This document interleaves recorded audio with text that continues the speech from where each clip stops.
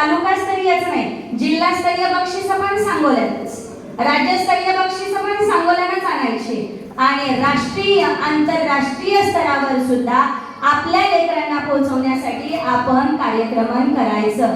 जिजामातेने जर आपल्या शोभाला माझा राजाचं लेकरू आहे म्हणून घरात कवटाळून ठेवलं असतं तर ती स्वराज्य उभा करू शकली असती का? अंगावर नासकी अंडी आणि शेणाचे गोळे जेलावे लागतायत म्हणून जर क्रांतीज्योती सावित्रीबाई फुले घरात बसून राहिल्या असत्या तर आज आपण इथं बसू शकलो नसतो किंवा मी इथं तुमच्या समोर बोलू शकले नसते. राजकारण बाजूला सारून स्वतःच्या सातही सवती सती गेलेल्या असताना सुद्धा जिनं समाजकारण स्वीकारून सासऱ्यांचा शब्द पाळला अशी अहिल्यादेवीचं आपण सगळ्यांनी आदर्श डोळ्यासमोर ठेवून आपलं प्रापंचिक जीवन, आपल्या मुलांचं शैक्षणिक जीवन उज्ज्वल करायला हवं. जातीपाताबद्दल मगाशी सर बोलले, मला आवर्जून सांगावंसं वाटतं की सांगोला तालुक्यातून जातीपात मुळात नष्टच होणार आहे, कारण आता आमची पुस्तकं आणि मेंदू अभ्यासाने विकसित व्हायला लागले आहेत. मराठ्यांनी म्हणावं भगवा आमचा, भगवा आमचा, मुसलमानांनी म्हणावं हिरवा आमचा, हिरवा आमचा, दलितांनी म्हणावं ते निळं चक्र आमचं, निळं चक्र आमचं. आपल्या तिरंगा ध्वज जर डोळ्यासमोर आणला आणि मराठ्यांनी भगवा रंग काढून घेतला, मुसलमानांनी हिरवा रंग काढून घेतला, दलितांनी ते निळं चक्र काढून घेतलं तर उरतं खाली फक्त पांढरं कापड आणि ते पांढरं कापड माझ्या मित्रांनो फक्त मैतावर झाकण्यासाठी वापरतात. सांगोला तालुक्याचा इतिहास आहे. इथं पावसाचं पाणी कमी असताना उत्पन्न जास्त काढून आंतरराष्ट्रीय बाजारपेठेत नाव करणारे शेतकरी इथले आहेत. मग ते आपल्या सांगोला तालुक्यामध्ये जातीपात होऊ देतील का? आत्महत्या तर फार लांबचा विषय राहिला. इथं अपयश गिळून पचवून कुटून पिऊन पुन्हा उभं राहण्याची ताकद आमच्या मनगटामध्ये आहे. त्यामुळे अपयश आणि आत्महत्या आमच्या जवळ पण फिरकणार नाही. काळ बदललाय, शैक्षणिक पद्धती बदलली आहे. मार्क लिस्टवर 90%, 99%, 100% जरी मार्क पडले तरी आम्हाला पुढे जाऊन द्यावी लागते ते CET, JEE, नीट सारख्या, MPSC सारख्या, UPSC सारख्या परीक्षा आणि मग त्या परीक्षांचं बाळकडून लहानपणापासूनच आपल्या विद्यार्थ्यांना देण्यासाठी आपण आपल्या शिक्षण संस्थांमधून कार्य करायला हवं.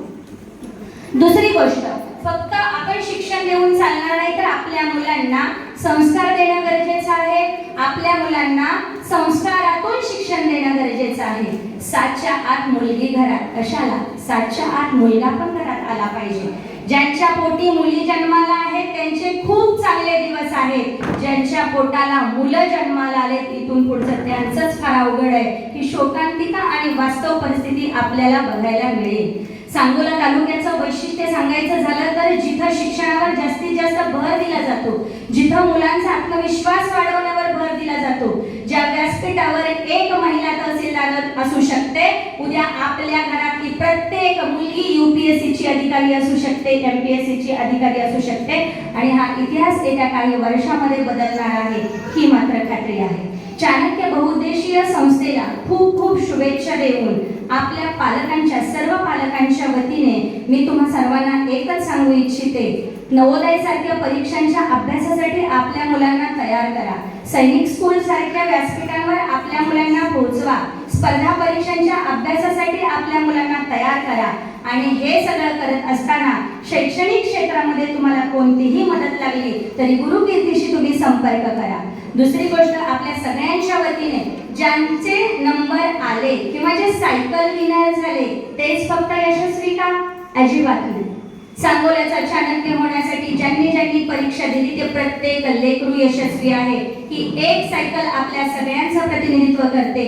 पुन्हा नव्याने उठूया, पुन्हा नव्याने अभ्यास करूया आणि आपल्या अभ्यासाचं सातत्य कायम चिरकाल टिकूया. जाता जाता शेवटी एकच सांगून जाईन, परवाच 5 जून आपला पर्यावरण दिन साजरा झाला. आपापसात आणि ग्रुपमध्ये बसून लावालाव्या करण्यापेक्षा झाडांची लागवड करूया, त्यांना जोपासूया.